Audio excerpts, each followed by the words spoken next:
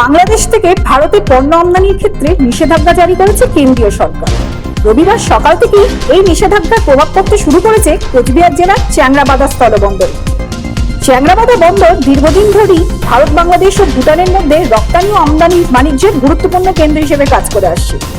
প্রতিদিন গড়ে বাংলাদেশের থেকে প্রায় 90টি ট্রাকের পণ্য এই বন্দর দিয়ে ভারতে এবং ভুটানে প্রবেশ করে। তাই এই নিষেধাজ্ঞা ব্যবসায়ীদের পাশাপাশি শ্রমিকদের মধ্যে উত্তেজনা সৃষ্টি করেছে। তবে আমদানিতে নিষেধাজ্ঞা জারি হলেও ভারত থেকে রপ্তানি বাণিজ্য এখনই প্রভাবিত হয়নি। ব্যবসায়ীদের একাংশের মতে আগে দেশ তারপরে বাণিজ্য, দেশের স্বার্থে যা ভালো তাই মান্য করা উচিত। কেন্দ্রীয় বাণিজ্য ও শিল্প মন্ত্রকের অধীনস্থ বৈদেশিক বাণিজ্য দপ্তর শনিবার একটি বিজ্ঞপ্তির মাধ্যমে জানায়, এখন থেকে বাংলাদেশি রেডিমেড পোশাক শুধুমাত্র কলকাতা ও মুম্বাইয়ের নাভা সেবা বন্দরের মাধ্যমে আমদানি করা যাবে। পূর্ব উত্তর পূর্ব ভারতের কোনো স্থলবন্দর দিয়ে এই ধরনের পোশাক আমদানির অনুমতি থাকবে না। এছাড়াও রেডিমেড পোশাক ছাড়াও সুতির পোশাক, প্রক্রিয়াজাত খাদ্যদ্রব্য, ফল ও প্লাস্টিক সামগ্রী সহ বেশ কিছু বাংলাদেশি পণ্যের আমদানির উপরও নিষেধাজ্ঞা জারি করা হয়েছে।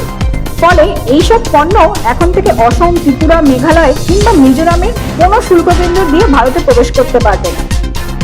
তবে ভারত হয়ে নেপাল বা ভুটানে এই পণ্যের রপ্তানিতে কোনো বাধা নেই বলে জানানো হয়েছে।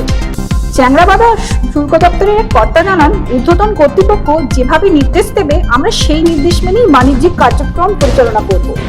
এই নিষেধাজ্ঞার ফলে ভারত বাংলাদেশ বাণিজ্যিক সম্পর্কে নতুন জটিলতা তৈরি হতে পারে বলেই মনে করছে বিশ্লেষকরা। কোচবিহার থেকে পারভেজ হোসেনের রিপোর্ট, উদয় কলম ডিজিটাল।